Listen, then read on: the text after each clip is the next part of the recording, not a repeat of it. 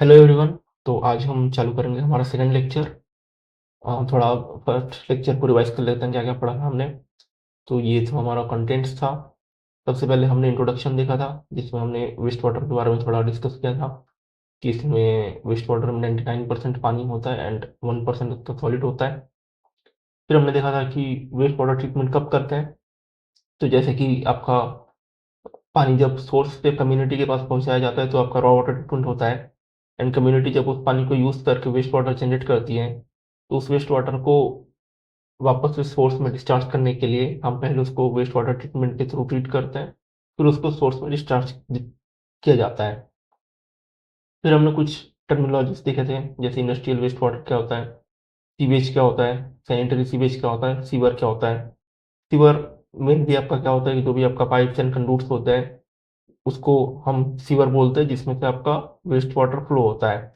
And sewage क्या होता है, जो आपका मेनली वेस्ट वाटर जनरेट हो रहा है उसी को उस वेस्ट वाटर को ही हम ब्रॉड टर्म में सीवेज बोलते हैं।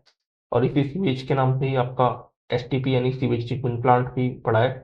तो सीवेज आपका वेस्ट वाटर को बताने के लिए यूज किया जाता है एंड सीवर आपका जिसमें आपका सीवेज बहता है वो आपका सीवर हो जाता है। सीवर में हमने मेन 3 टाइप देखे थे, separate storm water drain and combined sewer.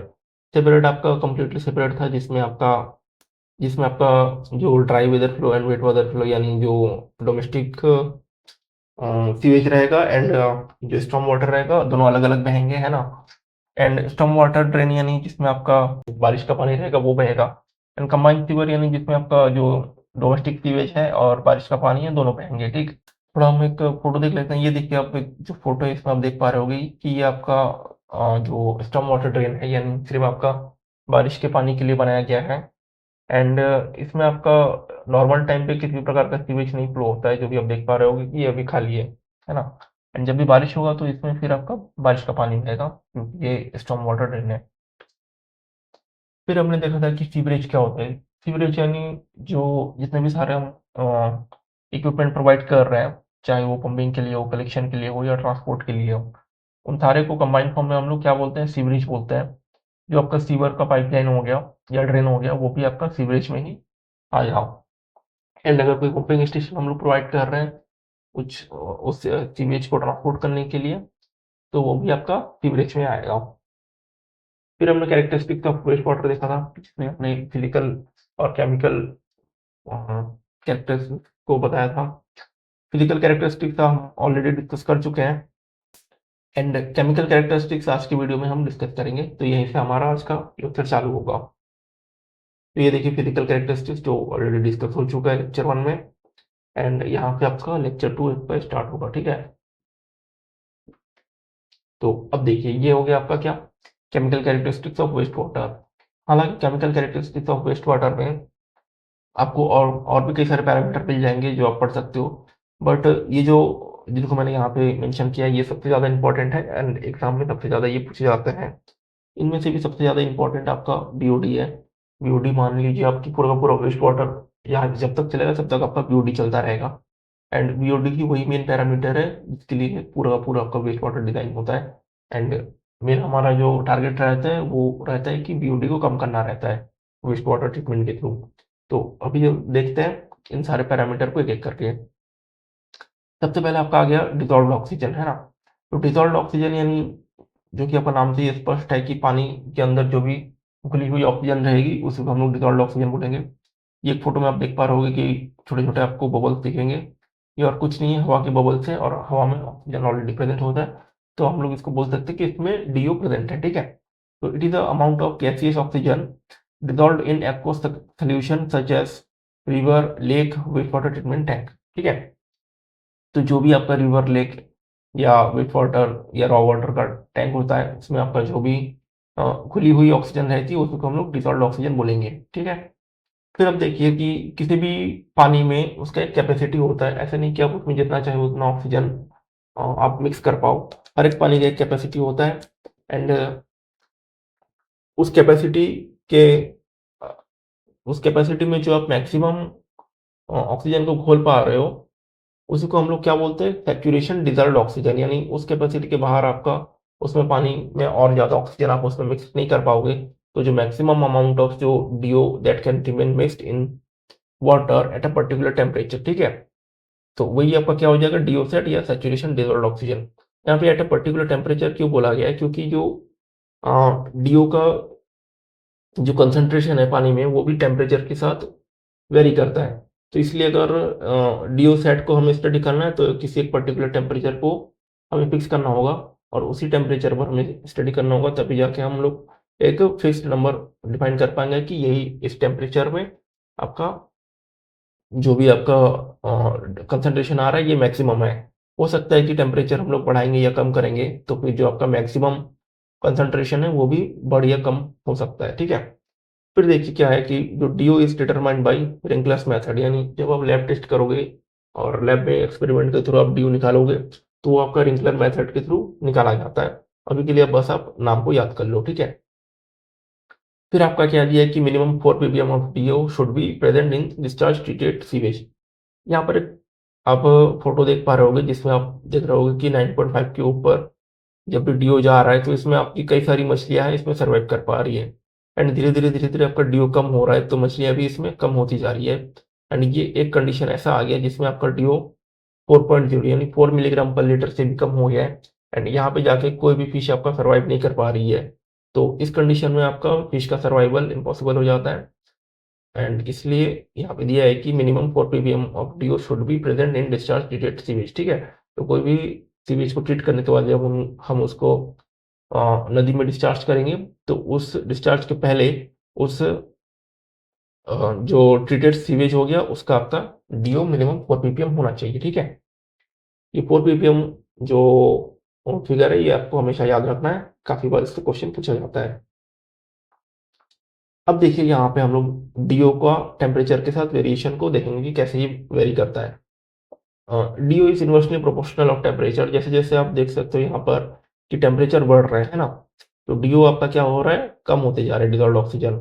अब देखो आप यहाँ पे देख पा रहे होगे कि जैसे यहाँ पे टेम्परेचर 0 डिग्री सेंटीग्रेड है, ठीक है। तो 0 डिग्री में सबसे ज्यादा आपका डिजॉल्व्ड ऑक्सीजन था जो कि आपका 14 था। और जैसे जैसे आपका टेम्परेचर कम हो रहा है आपका 30 में आपका ये बिलो 8 यानी लगभग 7.5 7.8 के आसपास पहुंच गया है। एंड 40 डिग्री में आपका 6 हो गया है, ठीक है। तो जैसे जैसे आप टेम्परेचर बढ़ाते जाओगे डिजॉल्व्ड ऑक्सीजन भी कम होता जाएगा।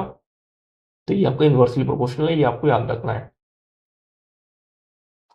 अब DO के बाद आपका आता है क्या, केमिकल ऑक्सीजन डिमांड। अब देखो वाटर में जब भी कोई मैटर प्रेजेंट होता है, जो भी आपका वेस्ट वाटर है, वेस्ट वाटर कब बोल रहे हैं हम उसको, क्योंकि उसमें कुछ ना कुछ आपका मैटर प्रेजेंट है जो उसके उस पानी को दूषित कर रहा है। तो अब वो मैटर ऑर्गेनिक नेचर के भी हो सकते हैं एंड इनऑर्गेनिक नेचर के भी हो सकते हैं, कुछ भी हो सकता है।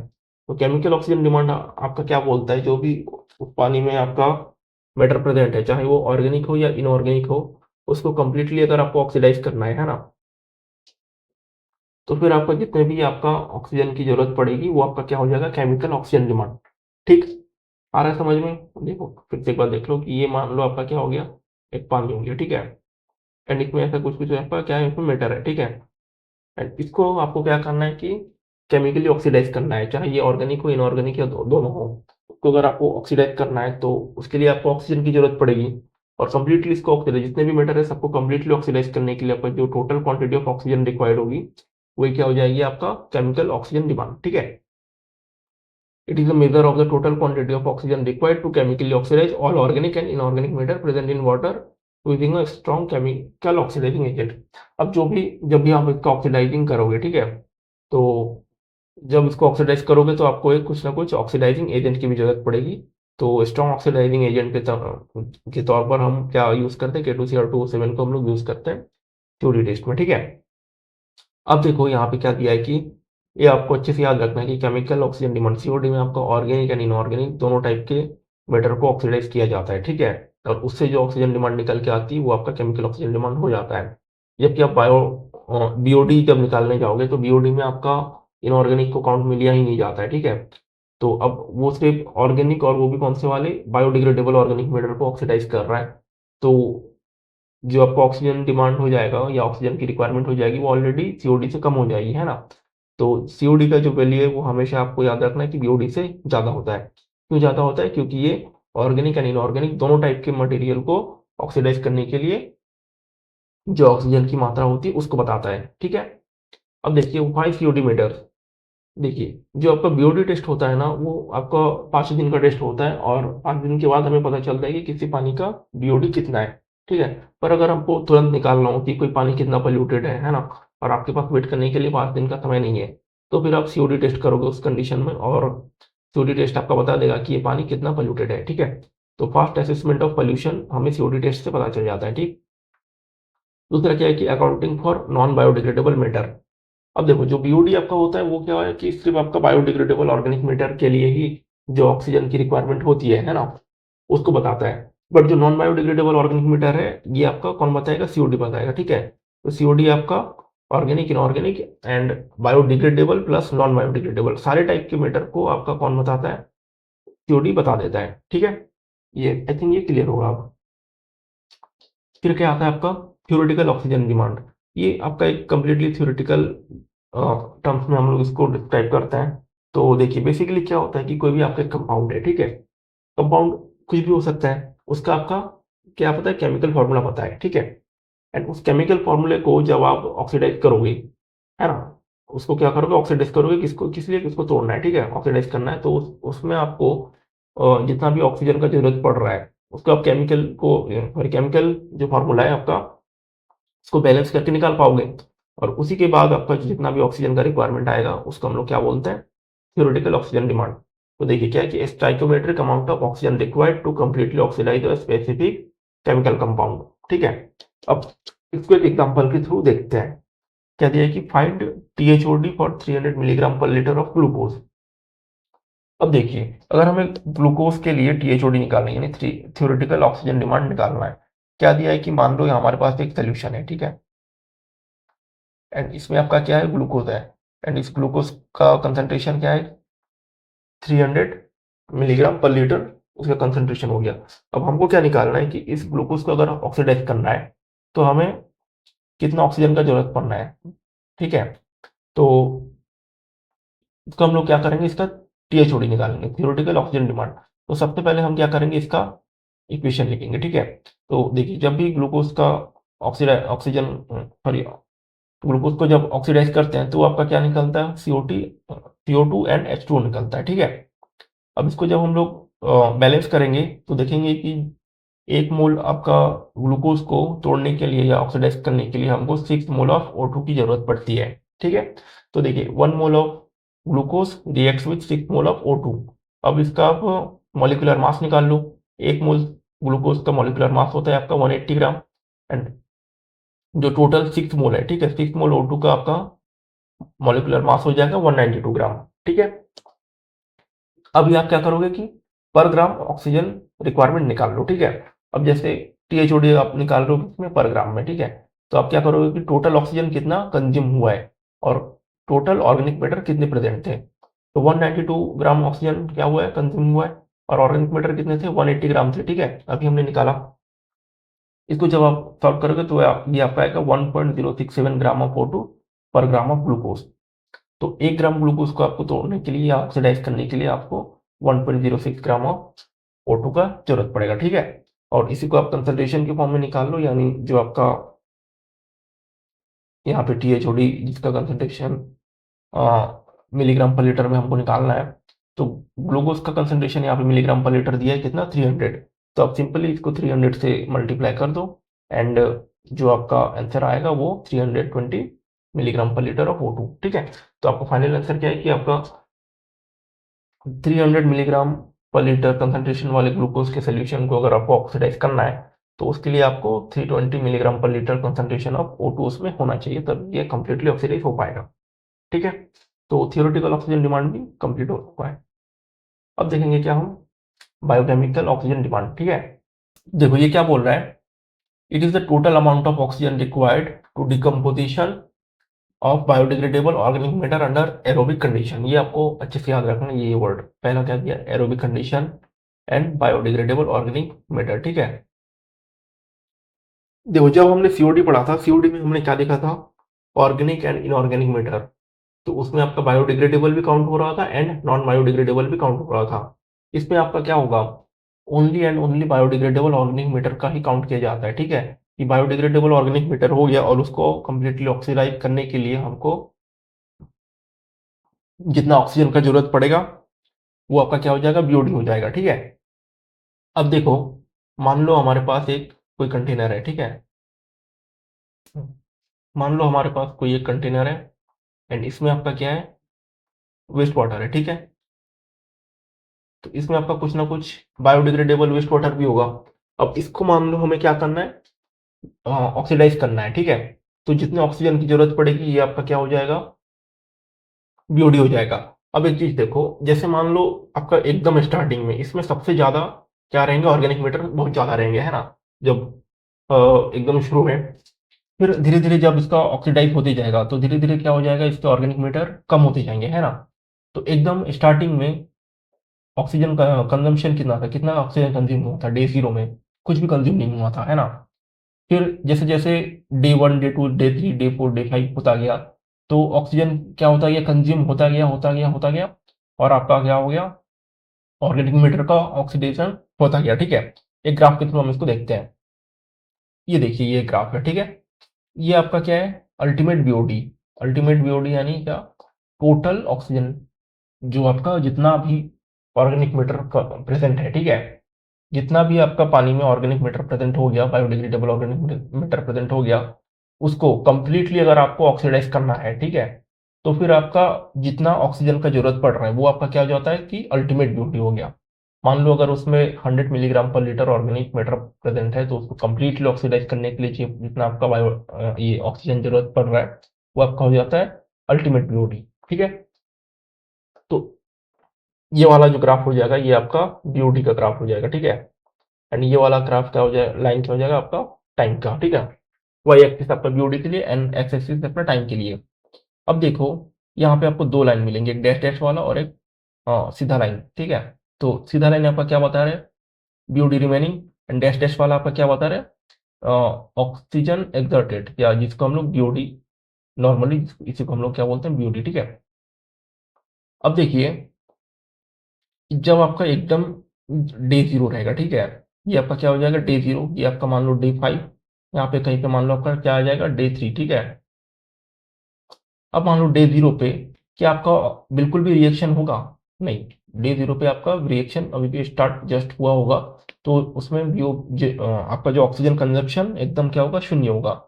तो एकदम जब आपका एक्सपेरिमेंट आपका स्टार्ट हो रहा है या ऑर्गेनिक मैटर का ऑक्सीडाइजेशन स्टार्ट हो रहा है तो एकदम शुरू में आपका ऑक्सीजन का कंजम्पशन क्या हो जाएगा, जीरो हो जाएगा। धीरे धीरे धीरे धीरे क्या होगा, रिएक्शन आगे बढ़ेगा एंड आपका क्या होगा, ऑक्सीजन का कंजम्पशन बढ़ेगा। ठीक है, अब देखो, ये लाइन आपका क्या जा रहा है, ऑक्सीजन एक्सर्टेड, या ऑक्सीजन ऑक्सीजन कितना कंज्यूम हो चुका है। ठीक है, तो जैसे जैसे आप आगे बढ़ते गए, ठीक है, ऑक्सीजन क्या होता गया, कंज्यूम होता गया, और ये धीरे धीरे धीरे धीरे धीरे धीरे कंज्यूम होते होते कहाँ तक जाएगा, अल्टीमेट बीओडी की ओर जाएगा। ठीक है, अल्टीमेट बीओडी इसको मैच होने में बहुत लंबा टाइम लगता है, परंतु कुछ टाइम बाद ये मैक्सिमम इसका ऑक्सीजन कंज्यूम हो चुका होता है एंड जो बीओडी इसका रहता है ये बहुत कम हो जाता है। ठीक है, तो जैसे अब डे थ्री में आप देखोगे तो इसका बीओडी क्या हो जाएगा, जितना 3 दिन तक ये जितना रिएक्शन करके ऑक्सीजन कंज्यूम किया है ये क्या हो जाएगा पर डे थ्री का बीओडी। ठीक है, अगर डे फाइव का बीओडी आपका पूछिए, जैसे यहाँ पे दिया गया डे फाइव, ठीक है, तो डे फाइव में इतना बीओडी यानी यहाँ से यहाँ तक ऑक्सीजन, ठीक है, इतना पूरा आपका क्या चुका है, कंज्यूम हो चुका है, इतना अमाउंट ऑफ आपका ऑक्सीजन कंज्यूम हुआ है, तो डे फाइव का बीओडी आपका ये हो जाएगा। एंड अल्टीमेट बीओडी ये पूरा जब इसका 100% रिएक्शन हो जाएगा तो ये आपका क्या हो जाएगा, अल्टीमेट बीओडी। तो आप एक चीज देखोगे कि चीज अल्टीमेट बीओडी होता है वो क्या होता है आपका सबसे ज्यादा होता है। ठीक है, एंड उसके बाद जो डे थ्री का बीओडी है वो आपका डे फाइव के बीओडी से कम है, ये आपको अच्छे से याद रखना है। ठीक है, एंड ये आपका बीओडी का फॉर्मूला होता है, इसको भी अच्छे से हम लोग देखेंगे। तो अभी वापस चलते हैं। ठीक है, तो क्या है कि BOD test is done for waste water, simple है ये, तो इसमें कुछ बताने का है ही नहीं। फिर क्या है कि in waste water DO is very less और जीरो, तो to maintain the aerobic condition oxygen needed to be artificially introduce. अब देखो क्या है कि मान लो आपके पास वेस्ट वाटर है और उसमें आपका ऑर्गेनिक मैटर भी प्रेजेंट है। ठीक है, परंतु उस ऑर्गेनिक मैटर को डिकम्पोज करने के लिए आपको क्या चाहिए, ऑक्सीजन चाहिए, तभी वो आपका क्या होगा, एरोबिकली आपका डिकम्पोज हो पाएगा एंड उस एरोबिक कंडीशन को मेंटेन करने के लिए कभी-कभी हम लोग क्या करते हैं, ऑक्सीजन बाहर से प्रोवाइड करते हैं, अगर उसमें सफिशिएंट ऑक्सीजन नहीं है, ठीक है? तो यही हो गया और कुछ नहीं। एंड जो आपका जो वेस्ट वाटर होता है उसमें आपका ऑक्सीजन नॉर्मली बहुत कम होता है, उसमें ऑक्सीजन होता ही नहीं है। तो मोस्ट ऑफ द टाइम जब भी हम लोग एक्सपेरिमेंट करते हैं तो फिर ऑक्सीजन हमें आर्टिफिशियली उसमें इंट्रोड्यूस करना पड़ता है। अब देखिए क्या होता है कि बीओडी हम जो होता है उसको हमेशा 5 दिन के लिए मेजर करते हैं। बीओडी 5 के टर्म्स में हम उसको मेजर करते हैं एंड ये 20 डिग्री सेंटीग्रेड पर मेजर किया जाता है, ठीक है? अब देखिए बीओडी 5 एक्चुअली में क्या है? अभी जैसे ग्राफ में मैं बताया कि amount of dissolved oxygen consumed by aerobic micro organism to biologically oxidise organic matter in water sample.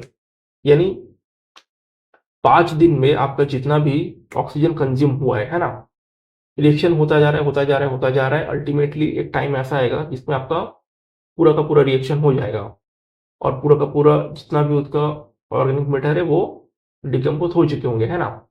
और उस डिकम्पोजिशन के लिए हमें कुछ ना कुछ ऑक्सीजन चाहिए।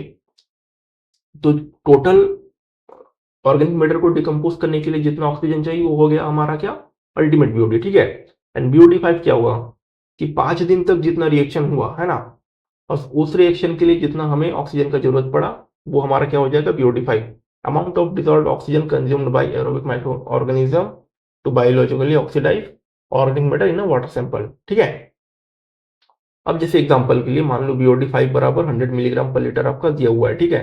इसका मतलब क्या होता है? It means at temperature 20 degree centigrade oxygen consumed bye organisms in 1 litre of sample is 100 milligram in 5 days, ठीक है? एकदम क्लियर है। मान लो कि ये आपका 1 लीटर का ये सोल्यूशन है, ठीक है? एंड इसमें क्या बता रहा है कि बीओडी 5 आपका 100 मिलीग्राम पर लीटर है, बीओडी 5 मतलब 5 दिन के बाद हम अगर इसमें चेक करेंगे तो 5 दिन तक ये टोटल आपका 100 मिलीग्राम का ऑक्सीजन कंज्यूम कर चुका होगा। Oxygen oxygen consumed bye micro organism is 500 milligram in 5 days, यानी 5 दिन तक ये 100 मिलीग्राम, 1 लीटर अगर इसमें वेस्ट वाटर है तो 100 मिलीग्राम ये ऑक्सीजन कंज्यूम कर चुका होगा 5 दिन तक, ठीक है? अच्छे से इसको ध्यान में रखना, इसमें बहुत कंफ्यूजन होता है। जैसे कई बार आपको पूछ सकता है कि बीओडी 5 बड़ा होता है या बीओडी 3 बड़ा होता है। तो सिंपल सी बात है कि 3 दिन अगर रिएक्शन हुआ है तो ऑक्सीजन का कंजम्पशन 3 दिन में कम ही होगा, है ना? और 5 दिन अगर रिएक्शन हो रहा है तो 5 डे का आपको ऑक्सीजन कंजम्पशन ज़्यादा होगा। तो बीओडी 5 हमेशा आपका बीओडी 3 से ज़्यादा होगा, ठीक है? अब देखो, जब भी आपका लैब टेस्ट करते हैं तो उसमें आपका क्या-क्या फ़ॉर्मूला होता है, उसको कैसे हम निकालते हैं? एक तो देखो इसका डिटेल एक पूरा का पूरा जो आपका लैब टेस्ट का एक्सपेरिमेंट है वो काफ़ी डिटेल में रहता है एंड उसको पढ़ने में काफ़ी समय लगेगा। बट अभी हम लोग ज़्यादा उसमें डीप नहीं जाएँगे, अभी हम लोग देखेंगे कि जहाँ से हमारा क्वेश्चन बनेगा, ठीक है? उसको हम लोग अभी पढ़ेंगे। देखो, सिंपल शब्दों में अगर मैं बताऊँ कि बॉडी टेस्ट होता कैसे है? ये जो आप एक बॉटल देख पा रहे हो, ये क्या है आपका, इसको हम लोग बीओडी बॉटल के नाम से जानते हैं, जो कि आपका 300 ml का होता है, ठीक है? ये आपका 300 ml का ही होता है हमेशा, ये आपको ध्यान में रखना है, ठीक है? अब बीओडी टेस्ट कुछ नहीं होता है, इसमें आपका क्या होता है कि हम लोग ऑक्सीजन को ही मेजर करते हैं। बीओडी क्या है आपकी, आखिरकार ये कितना ऑक्सीजन कंज्यूम हुआ यही है ना? तो हम लोग एक रहता है हम लोग कि डीओ को मेजर करेंगे एंड जो डीओ आपका रहेगा एक इनिशियल डीओ रहेगा और रहेगा कि डीओ फाइनल, यानी 5 दिन के बाद आपका जितना उसमें डीओ बचा, ठीक है? उसको हम लोग मेजर करेंगे और उसको फिर मल्टीप्लाई कर देंगे डाइल्यूशन फैक्टर से। अब मान लो कि जितना भी ऑक्सीजन आपका कंज्यूम हुआ है वही तो आपका क्या है, बीओडी है ना? तो हमको क्या निकालना है कि मेनली जो जब हमारे रिएक्शन स्टार्ट हुआ उस समय ऑक्सीजन लेवल कितना था और जब हमारा 5 दिन के बाद रिएक्शन हो गया, ठीक है? 5 दिन के बाद उसका ऑक्सीजन लेवल कितना हो रहा है, तो उन दोनों को ही अगर अपन हम डिफरेंस निकाल लेंगे तो हमारा क्या निकल जाएगा, बीओडी निकल जाएगा। वही है बीओडी और कुछ नहीं है। तो अब देखो डाइल्यूशन फैक्टर क्या होता है कि total volume of diluted sample divide by initial volume of test sample. अब देखिए क्या होता है कि जो भी आपका वेस्ट वाटर हम लोग लाते हैं उसका हमें आपका जो कंसंट्रेशन रहता है वो काफ़ी हाई रहता है उसमें ऑर्गेनिक मैटर का। तो इसलिए कभी-कभी हम लोग उसको क्या करते हैं, डाइल्यूट कर देते हैं काफ़ी ज़्यादा ताकि रिएक्शन अच्छे से हो पाए। अब देखो, मान लो हमने इसमें इतना सा क्या डाला, हमारा वेस्ट वाटर डाल दिया, ठीक है? इतना सा हमने क्या डाला, वेस्ट वाटर डाल दिया एंड इसको हमने पूरा बाकी फिल कर दिया यहाँ से यहाँ तक किससे, नॉर्मल जो आपका पानी है जिसमें आपका ऑक्सीजन प्रेजेंट है उससे हमने यहाँ पूरा फिल कर दिया, ठीक है। अब ये टोटल इसका वॉल्यूम कितना हो जाएगा 300 and initial volume of test sample, initial volume of test sample कितना था, इतना था बस, ठीक है। इतना जो जो भी आपका वॉल्यूम रहेगा उससे आपको डिवाइड कर देना है। मान लो अगर ये 30 है तो 30 से डिवाइड कर दो, तो डाइल्यूशन फैक्टर कितना हो जाएगा 10 हो जाएगा। और इसी को आपका एक दूसरा भी फॉर्मूला है जिससे निकालने का है कि 100% डिवाइड बाई परसेंटेज डाइल्यूशन, ठीक है। अब मान लो कभी कभी क्वेश्चन में आपका ऐसा दिया रहता है कि 5% डाइल्यूशन है, तो आपको क्या करना है, कुछ नहीं, बस 100 को आपको 5 से डिवाइड कर देना है, जो भी आपका आएगा 20 आपका क्या हो जाएगा डाइल्यूशन फैक्टर हो जाएगा। तो ये क्वेश्चन में इन दो तरीके से आपको डाइल्यूशन फैक्टर निकालना रहता है। जिस टाइप का डेटा आपको दिया रहेगा उस हिसाब से आपको फॉर्मूला यूज करके डाइल्यूशन फैक्टर निकालना है। एंड डीओ इनिशियल और डीओ फाइनल भी आपका दिया रहेगा, उसको आपको माइनस करके जितना भी आएगा उसको सिंपली आप डाइल्यूशन फैक्टर से मल्टीप्लाई कर दो, तो आपका क्या हो जाएगा बीओडी हो जाएगा, ठीक है। अब देखिए यहाँ पे दो चीज आपको ध्यान रखना है, एटलीस्ट 2 मिलीग्राम पर litre of oxygen should be consumed. तो जब आप डीओ इनिशियल से डीओ फाइनल को माइनस कर रहे हो, तो 5 दिनों में जब आप टेस्ट को कर रहे हो तो 5 दिन में आपका कम से कम 2 मिलीग्राम पर लीटर का डिफरेंस आपका आना चाहिए, ठीक है। इन 2 मिलीग्राम पर लीटर इसमें ऑक्सीजन कंज्यूम होना चाहिए।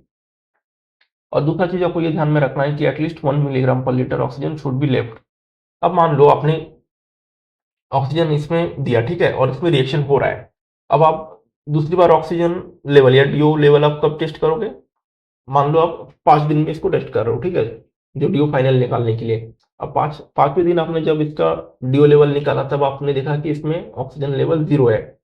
तो अब ये बताओ मतलब क्या है कि इसका जो इसमें माइक्रो ऑर्गेनिजम्स थे, ठीक है, वो ऑर्गेनिक मैटर को कंज्यूम किए और ऑक्सीजन को भी कंज्यूम किए, ठीक है। तो ऑक्सीजन कंज्यूम करते करते ये पूरा का पूरा ऑक्सीजन कंज्यूम कर गए, और 5वें दिन जब आपने मान लो डीओ मेजर किया तो आपने पाया कि 0 पाया।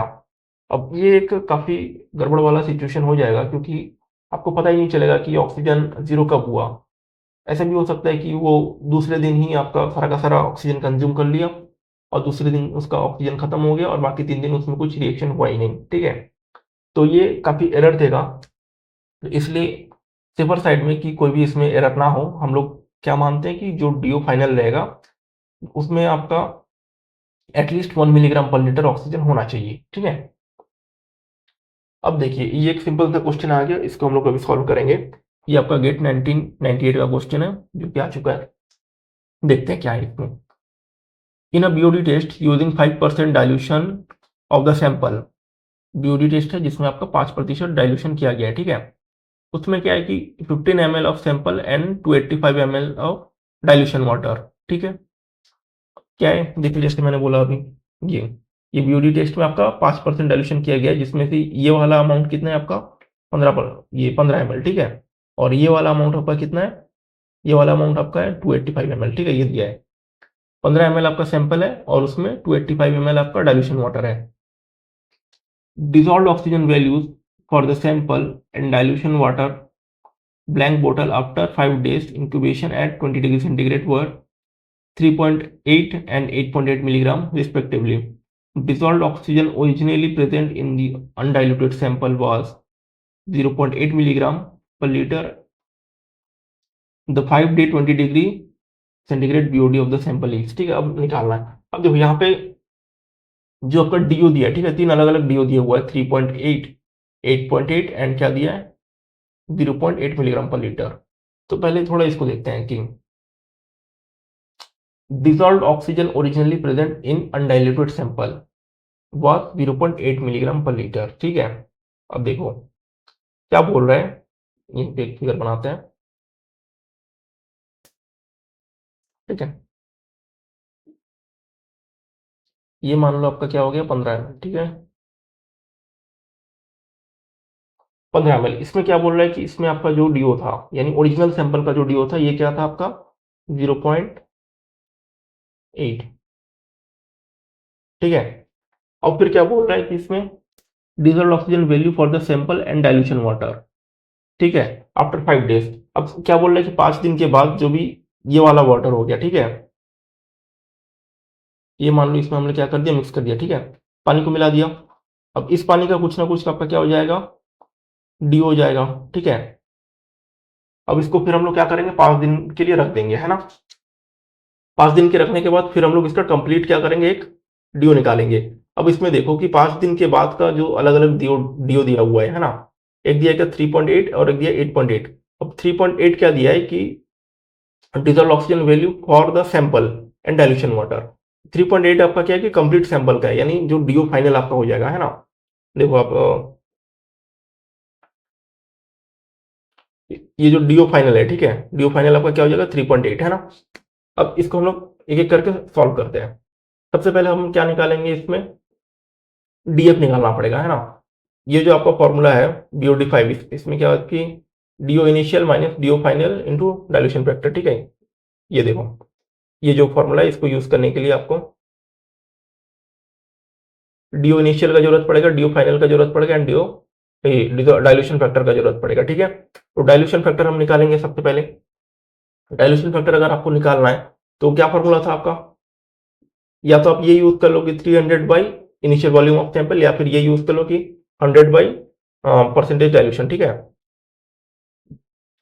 तो आपके पास दोनों डेटा दिए हुआ है, एक दिया है कि आपके पास क्या है 5% डाइल्यूशन है, तो या तो आप इससे निकाल लो कि 100/5 करके आपका 20 आ गया, या फिर आप 300 बाई इनिशियल वॉल्यूम, तो आपका 300 बाई इनिशियल वॉल्यूम क्या था 15 था, यहाँ से भी आपका क्या आ जाएगा 20 आ जाएगा, क्या आएगा डाइल्यूशन फैक्टर। अब देखो हमें क्या चाहिए, डीओ इनिशियल चाहिए एंड डीओ फाइनल चाहिए। अब डीओ इनिशियल में आपके पास दिक्कत ये है कि डीओ इनिशियल में आपके पास इसका जो आपको ओरिजिनल सैंपल था उसका आपका कितना है 0.8 है, ठीक है। एंड इसमें जो आपने पानी मिक्स किया उसका डीओ आपका क्या दिया है कि 8.8 दिया है, ठीक है। अब एक चीज आपको ध्यान में रखना है कि यहाँ पे क्या दिया है कि 5 दिन के बाद जो आपका सैंपल था, ब्लैंक सैंपल था, उसका डीओ 8.8 दिया है, ठीक है। अब हमें डीओ इनिशियल में 5 दिन पहले का डीओ चाहिए कि 5 दिन पहले जो हमने पानी मिलाया था उसका डीओ कितना था, ठीक है। अब उसका वैल्यू तो दिया नहीं है, क्या दिया है कि 5 दिन बाद में जो ब्लैंक सैंपल मिलाया हमने उसका डीओ। अब एक चीज आप इसमें देखोगे कि जो ब्लैंक सैंपल है, ठीक है, उसमें तो किसी भी प्रकार का ऑर्गेनिक मैटर है नहीं, तो उसमें ऑक्सीजन कंज्यूम करने वाला भी नहीं है ना।